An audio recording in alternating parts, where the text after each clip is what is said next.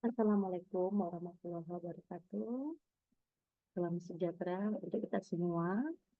Baiklah, saat ini kita sudah masuk pada pertemuan kelima untuk topik yang bersama-sama lanjutan dari pertemuan 4 dan akhirnya ini berlanjut lagi ke pertemuan 6 dengan topik yang sama, sistem transportasi multimodal untuk manajemen transportasi. Baik, untuk sebelumnya sudah sama-sama kita bahas ya untuk pertemuan satu kerangka konsep atau kerangka dasar dari manajemen transportasi. Untuk pertemuan 2 dan 3 yaitu sistem perencanaan transportasi.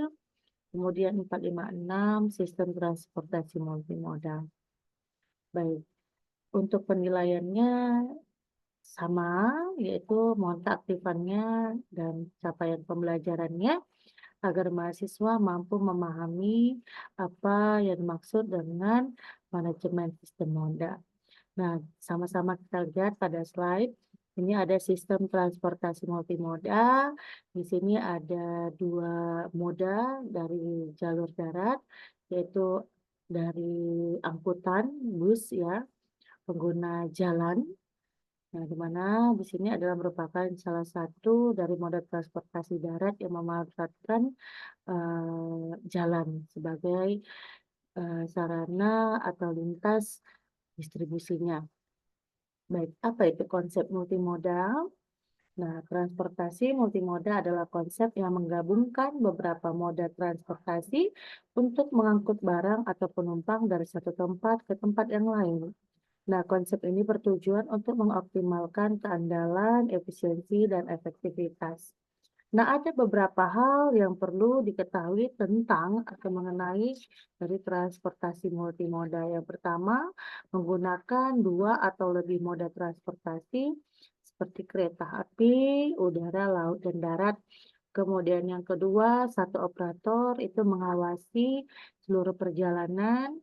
Kemudian yang ketiga, mengurangi keterbatasan dan memanfaatkan berbagai kekuatan moda, mengurangi biaya tanpa mengorbankan tingkat layanan. Kemudian yang kelima, mengoptimalkan kegiatan operasi dengan mengurangi waktu perjalanan dan memperluas aksesibilitas. Nah, apa hubungan antar moda transportasi? Nah, hubungan antar moda transportasi adalah keterpaduan antara berbagai jenis moda transportasi seperti kereta, bus, sepeda, dan pejalan kaki agar dapat digunakan secara lancar dan efisien. Nah, transportasi antar moda dapat diwujudkan melalui keterpaduan trayek, lintas, dan rute angkutan. Perhatian terhadap masing-masing moda transportasi, pertimbangan kesesuaian teknologi dan karakteristik wilayah layanan, nah pertimbangan lintas tataran transportasi. Baik, jenis moda transportasi sama-sama dilihat. Untuk moda transportasi, ada moda transportasi darat yang menggunakan sarana jalan dan jalan rel, kemudian moda transportasi air, moda transportasi udara, dan moda transportasi pipa. Moda transportasi dengan jalur darat menggunakan sarana jalan raya, jalan rel, penyeberangan, sungai. Kemudian moda dengan air seperti kapal, perahu. Kemudian moda dengan transportasi udara, misalnya helikopter, pesawat terbang. Nah, moda transportasi sarananya kalau dia mobil, bus, pesawat terbang, kapal laut, lokomotif, dan gerbong, itu prasarananya adalah jalan, jembatan, terminal, bandara, pelabuhan laut. Nah, kalau dia moda darat jalan raya, sarananya yaitu berupa kendaraan darat seperti mobil pribadi, bus, truk, dan lain sebagainya. Dan ini masih tergantung sumber daya bahan bakar fosil. Efisiensi penggunaan energinya itu rendah dan mobilitasnya tinggi. Nah, untuk moda darat jalan raya, prasarananya itu adalah jalan, jembatan, dan terminal yang disebut dengan jaringan. Nah, rata dan keras atau daya dukung tinggi, pavement, dan roda. Nah, penyesuaian terhadap karakteristik moda dan topografi dengan penerapan konsep geometrik, jalan tikungan, dan tanjakan turun-turunan. Nah, moda darat atau jalan raya. pemanfaatan dengan jalan raya. Nah, prinsip dan bagian keilmuan terkait mekanika fluida. Nah, fluida itu apa? Nah, fluida itu misalnya karena ada gesekan atau tekanan yang membuat pergerakan. Nah, misalnya pemodelan arus lalu lintas atau penggunaan motor bakar, kemudian prinsipnya dengan mekanika teknik dan mekanika bahan. Nah, kemudian moda darat atau pemanfaatan jalan raya. Nah, teknologi terkait sistem informasi dan komputasi, material, energi alternatif, struktur bangunan, dan navigasi.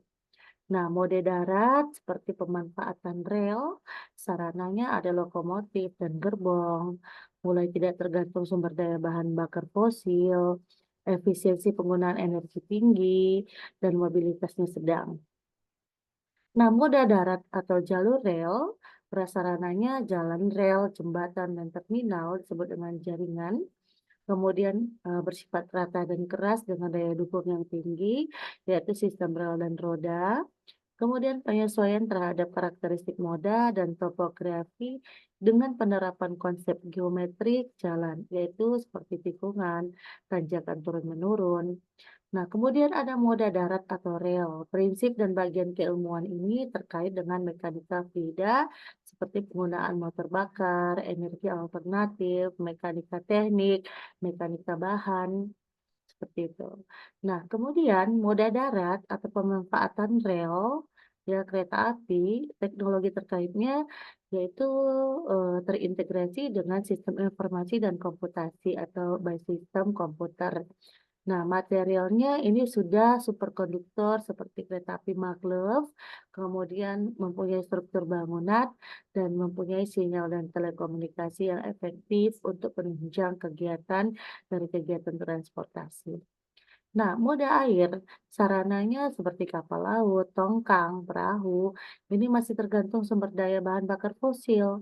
Nah, efisiensi penggunaan energinya tinggi karena daya angkutnya besar dan mobilitasnya ini termasuk rendah.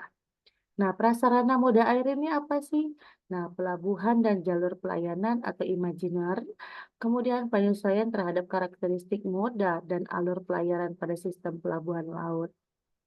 Nah, moda air ini prinsip dan bagian keilmuannya terkait dengan adanya karakteristik fluida, yaitu pengapungan. Kemudian prinsipnya dengan mekanika teknik dan mekanika bahan. Nah, teknologi moda air ini terkait dengan sistem informasi dan komputasi juga, berdiri dari material, mempunyai struktur bangunan, dan memiliki navigasi.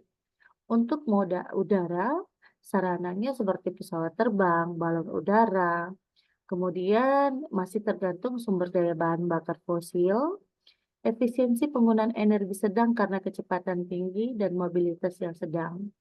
Nah, apa prasarana dari moda udara? Yaitu adanya bandara dan jalur penerbangan atau imajiner, kemudian penyesuaian terhadap karakteristik moda dan alur pelayaran pada sistem bandara.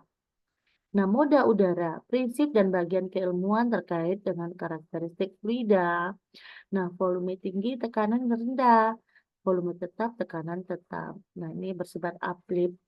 Dan prinsip ini mengandung mekanika teknik dan mekanika bahan. Moda udara teknologi ini terkait dengan sistem informasi dan komputerisasi atau komputasi, kemudian mempunyai material, struktur bangunan, dan navigasi. Nah, akhir pembelajaran pada pertemuan kelima ya diharapkan ya, untuk evaluasi komponen utama dalam sistem multimoda ini mencakup moda transportasi seperti kendaraan pribadi, bus, kereta api, kapal laut, dan pesawat terbang. Infrastruktur pendukung seperti terminal, pelabuhan, bandara, stasiun ini juga sangat penting dalam mendukung kelancaran peralihan antar moda transportasi. Selain itu, sistem informasi yang mengintegrasikan jadwal, tarif, dan pemesanan juga menjadi kunci dalam keberhasilan sistem moda. Baik, untuk referensi atau sumber bacaannya, di sini kita pakai dari teori Meyer de Miller untuk judulnya Urban Transportation Planning, a Decision Oriented Approach, dan dari Cascata 2009, Transportation System Analysis atau dari Springer. D, di sini juga saya sertakan soal latihan untuk menambah pengetahuan dan pemahaman mengenai materi pada pertemuan 4, 5, dan 6. Untuk pertemuan 6-nya nanti sudah memahami dari pertanyaan soal ini, yaitu yang satu, apa saja strategi pemanfaatan multimodal dalam penguatan lingkungan? Apa manfaat utama dari penggunaan transportasi multimoda dalam distribusi barang? Yang ketiga soalnya, apa yang dimaksud dengan integrasi transportasi dalam angkutan barang? Ketentuan apa saja yang mengatur angkutan multimodal? Bagaimana pendapat Anda transportasi multimoda ini penting di Indonesia? Bagaimana hubungan antar moda atau modus transportasi? Bagaimana integrasi transportasi? Soal ke-8, apa keuntungan dari integrasi transportasi? Soal ke-9, apa yang dimaksud dengan unsur sistem transportasi? Dan ke-10, menurut Anda atau pendapat Anda, apakah dengan integrasi sistem transportasi sebagai daya dukung pertumbuhan dan pengembangan ekonomi dapat memperlancar tujuan sehingga produktif dan berlangsung secara efektif dan efisien? Baik, semoga untuk pertemuan 4, 5, dan 6 ini, Kakak dan Abang sudah sama-sama mengetahui jawaban soal latihannya, dan semoga kita diberikan kesehatan dan kemudahan dalam proses pembelajaran. Baik, terima kasih atas perhatiannya. Saya sudahi. Assalamualaikum warahmatullahi wabarakatuh.